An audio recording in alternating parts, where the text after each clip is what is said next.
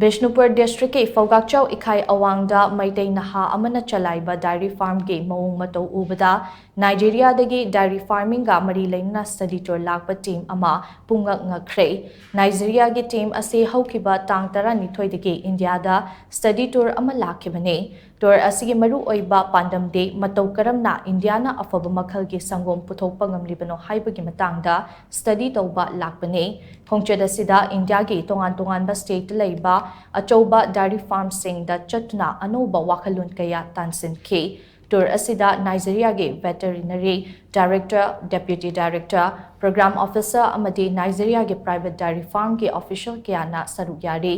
team asina India ge tongan ba state tour tauraba matung ngarang Manipur yaurakhi tour asigi saruk ama oina ngasi ayu PHOUGAKCHAO IKHAI AWANG da leiba Royal Dairy Farm da chatuna yengsen khibani Nigeria team ge Manipur khongchet ase Maong-Matou Foundation ge luching makhada pangthokpani team aduna Royal Dairy Farm da yauraklaba matung farm asina puthokliba sangom san ge machinjak thariba mafam sing san ge santhi sanyung thambagi Maong-Matou amadi sangom puthokpagi process adu hygienic oibra haibana chingba kaya yengki masiga iroinana Royal Dairy Farm sigi mapu Churachandpur dagi abungasu unakhe maduda abungdagi tamjaningai oiba pauta kaya lawbaga loinana san loibagi anoba Maong-Matou kaya su tamkhi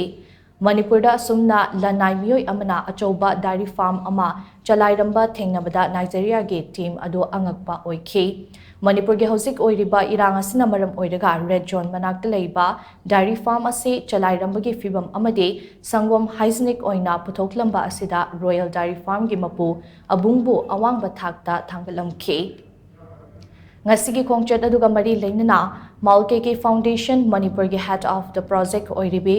Nirupa Sanjanbamna TOMTV da hai Nigeria dagi lakliba team asina maru oina khangninglibati India gi dairy farm singna san sing matau karamna yokhatle san gi machinjak sem sabagi Maong-Matou san macha pokpagi process amade matau karamna sangom yamna puthokadage haibasini wafam sing asina mangda thamlaga study tour ase lakpane team asina India gi maming leiraba amul gi haurakfam anan haiba mafam aduda chatuna anoba wakalon kaya tansen ki madugi matung Delhi da laktuna Indian Dairy Association gi mihut kangbu amagasu nakhi masiga iroinana team ase ngarang Manipur da thunglakibani haina mahakna makhata ki Nigeria gi team aduna PHOUGAKCHAO IKHAI AWANG da leiba Royal Dairy Farm da chatluraba matung Sendra amadi Loktak Pat ki fazaba sing koina chatuna yengki loinana classic hotel na Challaiba Sendra Tourist Resort da ayuki chaklin amasu chaki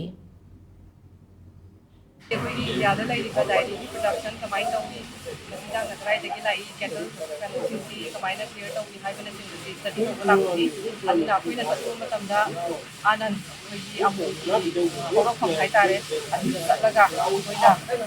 Amul 78 years company corporation Farm Sing LAKPA cattle sing lying when a combined lying bar. We entire value chain artificial insemination, semen collection, embryo transplant, Yamna advancement of methodology may study Aduga Delhi da Mohol Taunaga, Indian Dairy Association meeting Taure, Aduna India